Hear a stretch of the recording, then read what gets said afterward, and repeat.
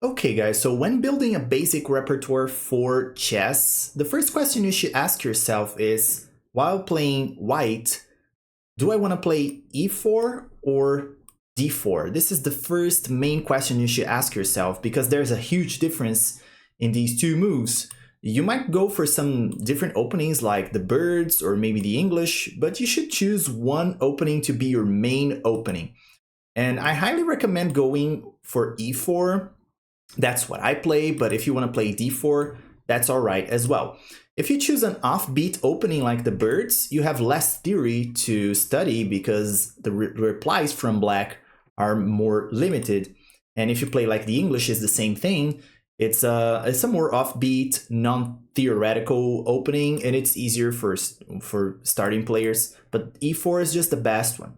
The problem with e4 is there are many responses from black you should be studying and you should be ready for them.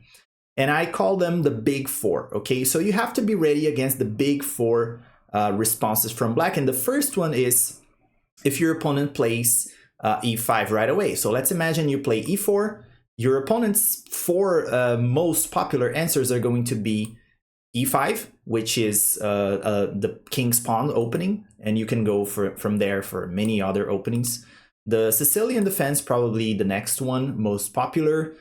You should have a response to that too. French defense and Caro-Kann are going to be the 3 and 4. I don't know exactly what is the order, but Caro-Kann seems to be becoming more popular these days than the French. But you can find all these big four. The other openings, like, let's say, Pierce defense or Alekin's defense, or even some other offbeat opening like this, I think it's Owen's defense or modern, all these other defenses from black are not so popular, and the chances of finding them, the odds are very low, so you should focus on the big four. And the big four are e5, Sicilian defense, French defense, and Caro-Kann. So these are the big four. You should have a response against those openings. And let's say if your opponent goes for e4, if they play e4, you have to have an opening against that, and this could be your main opening. I like to go for the Scotch, so I play the knight out and then the Scotch game. Some people prefer to play like the Italian or the Spanish. You can choose one to be your main, and then you study that. That's going to be your main opening. For the most part, is going to be the opening that you're going to be playing the most. I like to go for the Scotch. There's the 4-knight Scotch too. That's very easy to play. All these openings are very principled. You can play them. Just don't go for something crazy like the King's Gambit, which the chances are the chances of you messing up in the opening are very high. So don't go for something too offbeat. But this is a great way to start out. And if your opponent go for something different, let's say they go for the Sicilian, you should have a response to that. This is probably the second most popular response from black. Here, maybe if you go for like an open Sicilian, you should know a lot of theory because it's difficult. If your opponent knows theory better than you, you're probably going to be worse in the opening. So maybe one nice idea here, and I do that. Let's say your opponent does this, and then they go for this. I like to do that. And when they capture, instead of recapturing back, I like to do something like this and offer like a Smith-Morra gambit. And this is a great way to start playing against the Sicilian. It's just a recommendation. You can do something different. If you want to go for right away, the Smith-Morra gambit right away, it's very good. You can play d5, d4 right away and see if your opponent captures the pawn. Oops, not like this, but like this. It's another opening. So I like to deviate from the main theory while playing the Sicilian against the Sicilian, because usually your opponent knows the theory very well. So you should go for something a little bit anti-Sicilian, like Rossolimo, or maybe the Smith-Morra gambit. Maybe you can go for the Alapin and do something a little different. The delayed Alapin is really great too, so you play like this. If your opponent does this, you go for this move right here. Preparing d4, it's a great alternative as well. Okay, so if your opponent goes for something different, let's say the Caro, you should have a response against the Caro-Kann.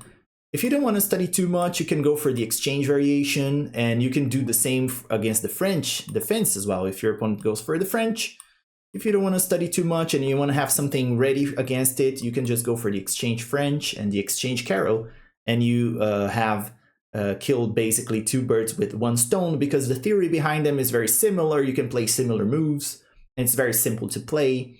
They're not very... you don't have many winning chances with them because it's very drawish, but still you have something to play against the Caro and against the French defense. So that's the problem of playing e4 on move 1. There are way too many defenses for black, and you should be ready against all of them. You have to face all of them, so you should have a response against the French, against the Caro, Sicilian, and all that, right? So that's how you build your basic repertoire for white. But if you're not an e4 player, if you like to play d4, let's say you play d4, you're a d4 player, and in this case, I recommend you to choose a system like the London system, for example. You can go for the London or the Jobava London that is very popular nowadays, and you stick to that system until the end. I like, when I play d4, I hardly ever play d4, but when I do, I like to go for this system, which is the Kali system. If your opponent goes here, I just go here, and then I develop my bishop, play this move, knight here, and I castle, and I have a great game.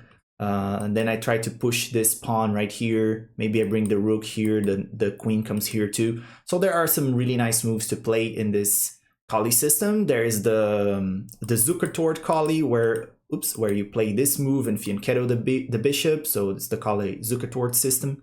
You can go for a system, an opening system that you can repeat over and over again. No matter what your opponent does, you're going to be playing the similar moves. That's why the d4 openings are more interesting for beginners. You don't have to be learning way too many variations. You just have to know more or less where your pieces go. And this is more appealing to newer players, right? So if you're a beginner, maybe starting out with d4 is good in this sense. If you choose an offbeat opening, if you go for the birds, for example, or the English, it's even easier. You don't have to study much theory. You just have to know more or less what to do and where your pieces go. But remember, the strongest options for white are always going to be e4 or d4. Maybe the English is good. I don't know much theory about the English, to be really honest.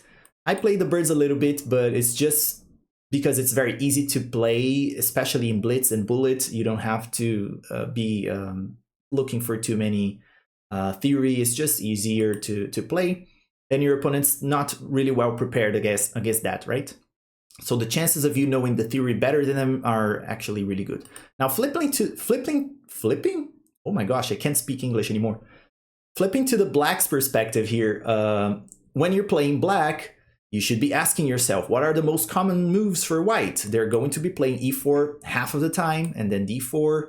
You should have something against the English as well, and maybe some other offbeat opening, but I would recommend you have something ready against these big two, let's say, e4 and d4. You should have a reply against these two openings.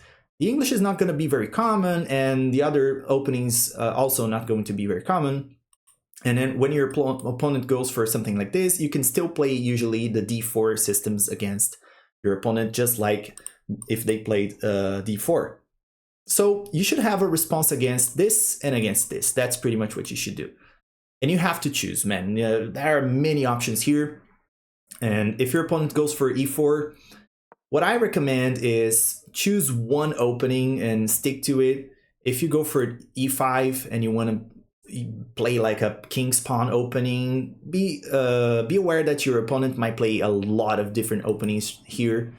So it might be a little overwhelming. You should have a defense against the Spanish, the Italian bishop's opening, even King's Gambit, or some other crazy openings they can go for, the Scotch and all that. So it's a little bit hard to do that. So maybe choosing something like the Caro-Kann is easier, because you reduce the chances, you reduce the scope of your opponent.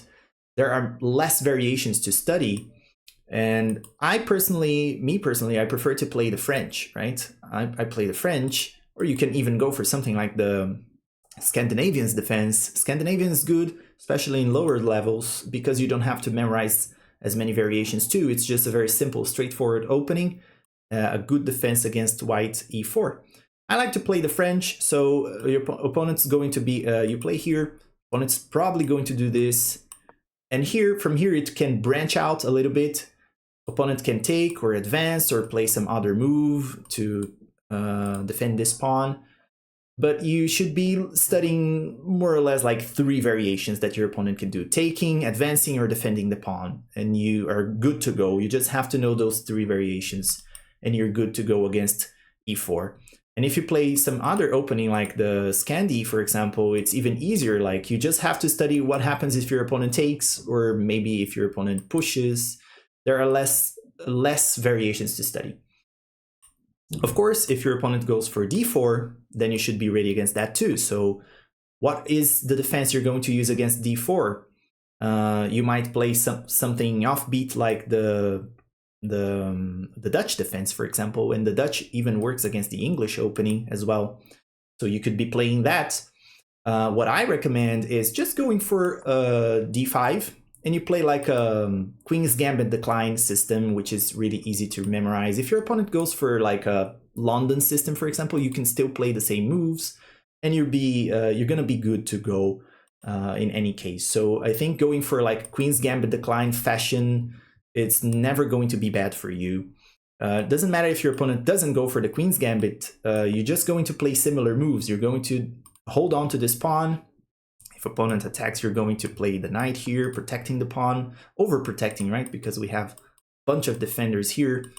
And the idea is to just develop the bishop, castle quickly.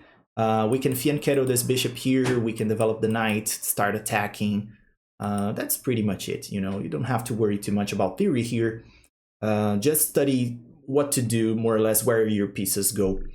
And I have a video about the Queen's Gambit decline, and you can watch that. Actually, I'm going to link here the playlist, because I have a full playlist full of videos about openings and how to destroy some openings, how to crush certain openings, so you can have a different weapon against each opening your opponent goes for.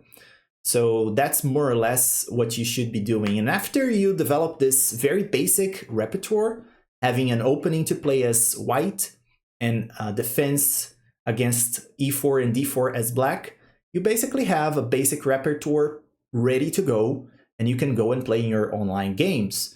And as the time goes by and you start playing more and more, and then you can start studying some new openings, maybe you can have a weapon, a proper weapon against the French defense. Instead of playing the French exchange, you can go for the advanced French, and you can learn it and become, you know, good at it.